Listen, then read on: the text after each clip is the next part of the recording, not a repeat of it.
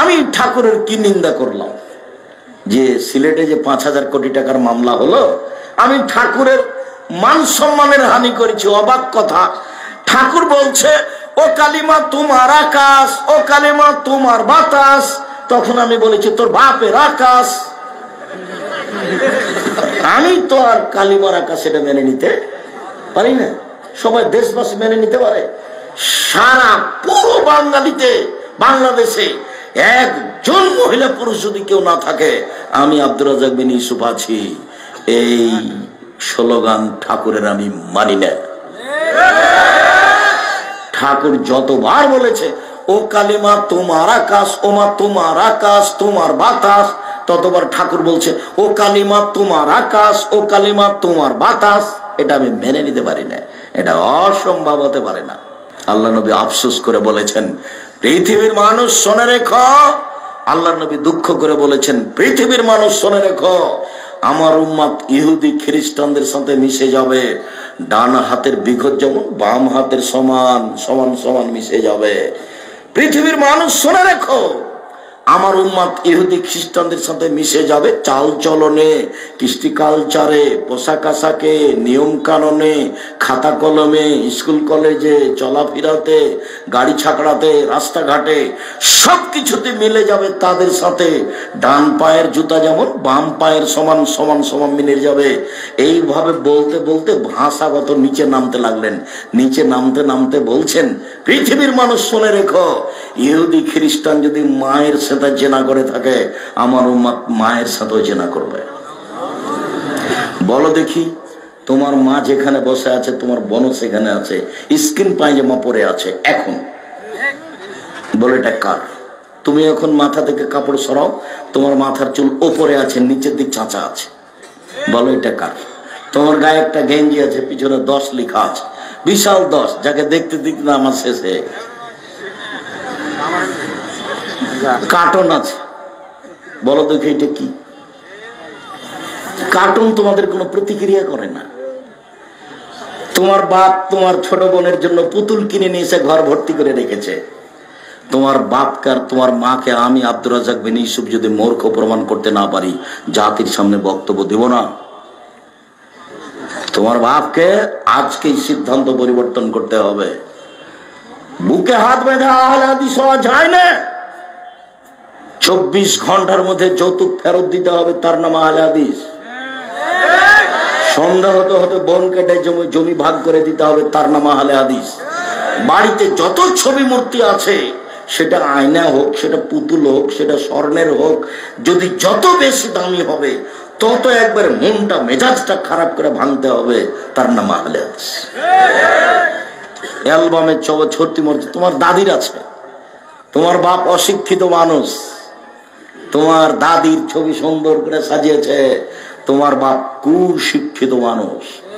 তোমার বাপের উচিত ছিল দাদিকে কবর দিয়ে এসে পাসপোর্ট সাইজের তোমার দাদির যে ছবিটা ছিল ওটাকে ছিঁড়ে ফেলে দিয়ে, সবাই যখন চলে গেছে তখন কবরের পাশে গিয়ে হাত তুলে বলতো তোমার আব্বা, আব্বা আল্লাহ আমার মাকে ক্ষমা করে দাও।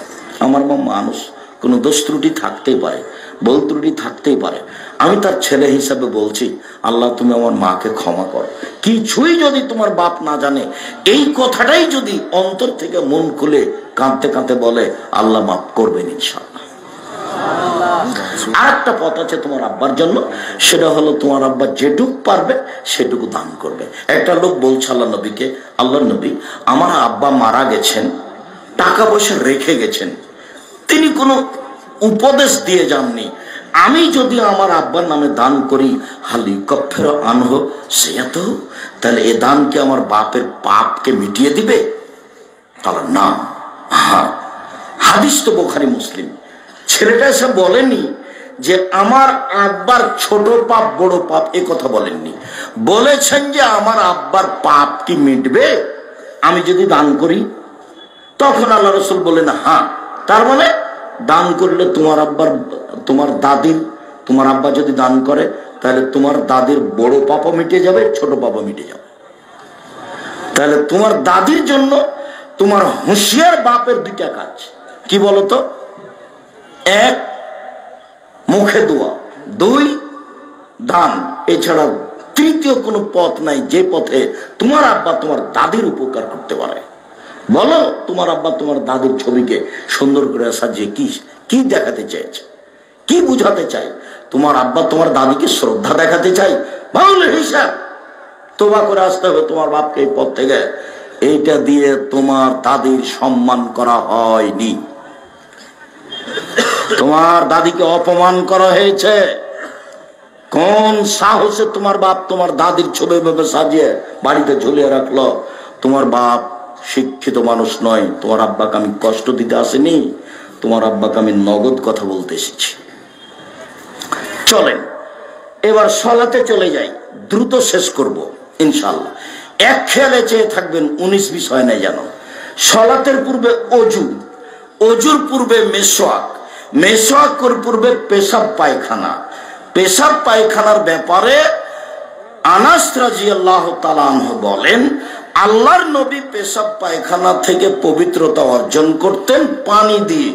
বসতেন তখন বলতেন, আল্লাহুম্মা ইন্নী আউযু বিকা মিনাল খুবুসি ওয়াল খাবায়েস। অন্য হাদিসে এসেছে, হাজি মুজারাতুন লিশাইতান, টয়লেট হলো শয়তান থাকার জায়গা। মনে থাকবে না? আমার দিকে খেয়াল করেন, শয়তান কোন জায়গা? টয়লেট কি জায়গা? শয়তান থাকার জায়গা। সব শয়তান ওই টয়লেটে, পেশাবখানায়, পায়খানায় ঘরে বসে থাকে। আল্লাহ রাসূল বলছেন যে টয়লেট হলো, শৌচাগার হলো, ওয়াশরুম হলো শয়তান থাকার জায়গা। অতএব যে যাবে সে যেন প্রথমে কথা বলে, বিসমিল্লাহ আল্লাহুম্মা ইন্নী আউযু বিকা মিনাল খুবুসি ওয়াল খাবায়েস। আল্লাহর নামে পেশাব পায়খানায় যাচ্ছি, আল্লাহ আমি তোমার কাছে আশ্রয় চাচ্ছি অপবিত্র জিন এবং অপবিত্র জিন্নি হতে।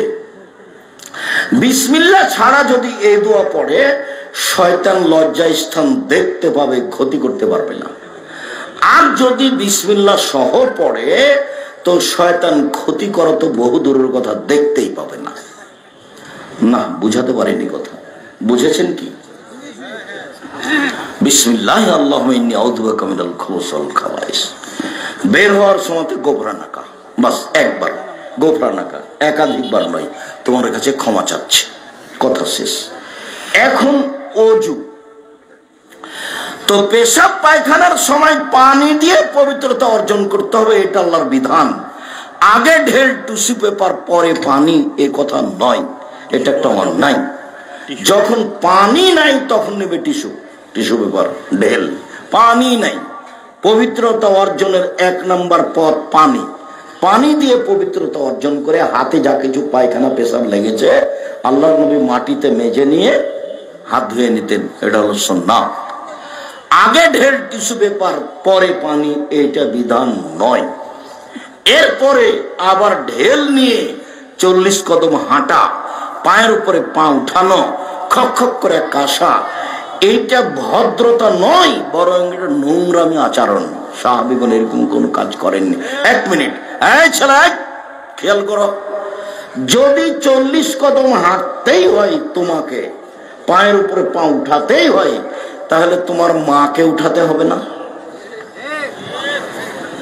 তোমার বাপ একাই পবিত্রতা অর্জন করে জান্নাতে যেতে চায়, তোমার মাও এরকম 40 কদম হাঁটবে, পায়ের উপরে পা উঠাবে? বুঝা যাচ্ছে যে ধর্ম এরকম নয়, অসম্ভব, ধর্ম এরকম হতে পারে না।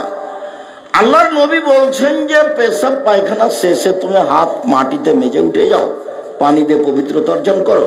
তোমার যদি কোনো সন্দেহ হয় কোনো জায়গাতে কাপড় চোপড়ে কিছু লাগলো না কি, তখন সহিহ হাদিসে এসেছে ওযু শেষে হাতে এরকম একটা পানি নিয়ে লজ্জাস্থান সামনাসামনি এভাবে একটু পানিতে ছিটিয়ে দিবেন। কথা বুঝতে পারেননি মনে?